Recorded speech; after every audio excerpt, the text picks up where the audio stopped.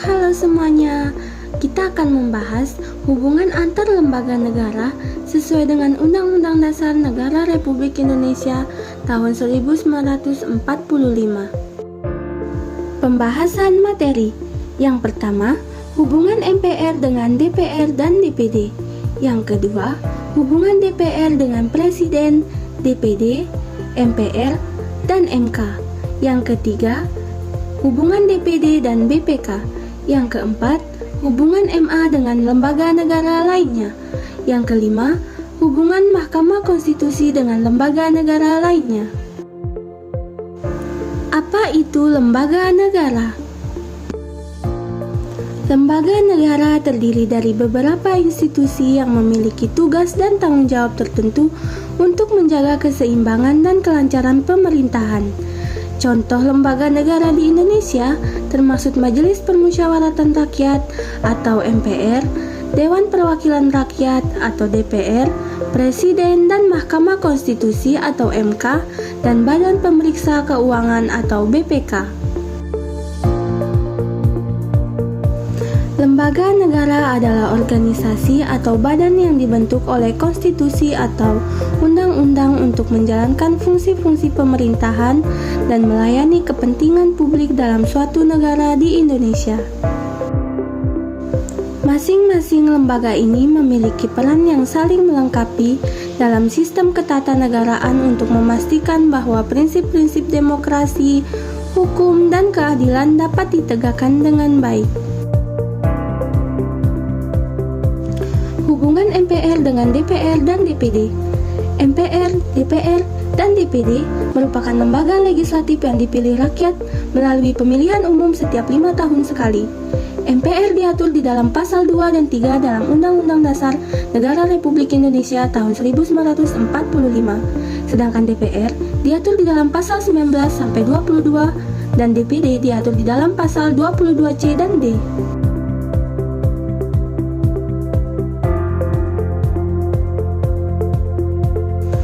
Secara umum, hubungan antar lembaga negara MPR, DPR, dan DPD begitu erat karena keanggotaan MPR terdiri dari DPR dan DPD, sehingga pelaksanaan tugas MPR juga menjadi tugas dari anggota DPR dan DPD saat berkedudukan sebagai anggota MPR. Hubungan DPR dengan Presiden, DPD, MPR, dan MK.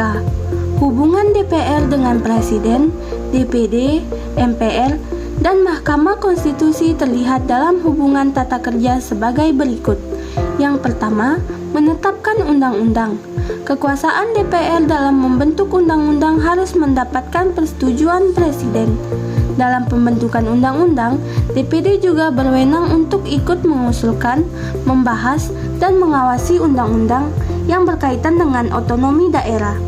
Selain itu, DPR dalam menetapkan APBN juga harus memperhatikan pertimbangan dari DPD. Kemudian yang kedua, pemberhentian Presiden. DPR memiliki fungsi pengawasan yang digunakan untuk mengawasi Presiden dalam menjalankan pemerintahan. Apabila DPR berpendapat bahwa Presiden melanggar Undang-Undang Dasar, DPR dapat mengajukan pemberhentian Presiden kepada MPR. Namun sebelumnya, usul tersebut harus melibatkan Mahkamah Konstitusi untuk memeriksa dan memberikan keputusan. Hubungan Mahkamah Konstitusi dengan lembaga negara lainnya. Hubungan tersebut dapat terlihat apabila terdapat sengketa antar lembaga negara. Maka konflik tersebut harus diselesaikan di Mahkamah Konstitusi. Contohnya, apabila MPR berselisih dengan Presiden, maka MK berwenang untuk memutus sengketa kewenangan antar lembaga negara tersebut.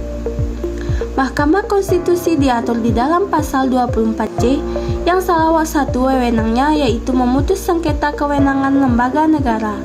Dengan kewenangan tersebut, sangat jelas bahwa Mahkamah Konstitusi memiliki hubungan tata kerja dengan semua lembaga negara. Hubungan Mahkamah Agung dengan lembaga negara lainnya.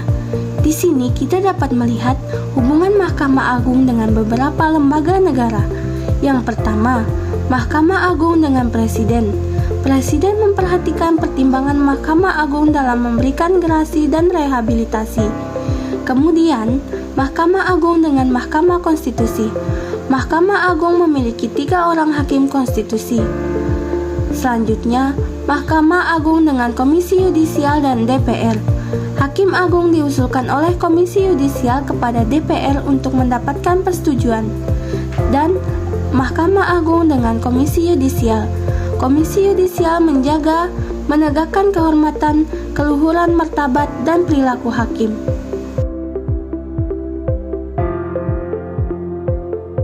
Hubungan DPD dan BPK. Di sini hubungannya dalam memberikan laporan keuangan dari BPK kepada DPD. Dalam pasal 23E dijelaskan bahwa BPK memberikan hasil pemeriksaan keuangan kepada DPD. Kemudian, pemilihan anggota BPK dalam pasal 23F, anggota BPK dipilih oleh DPR dengan memperhatikan pertimbangan dari DPD.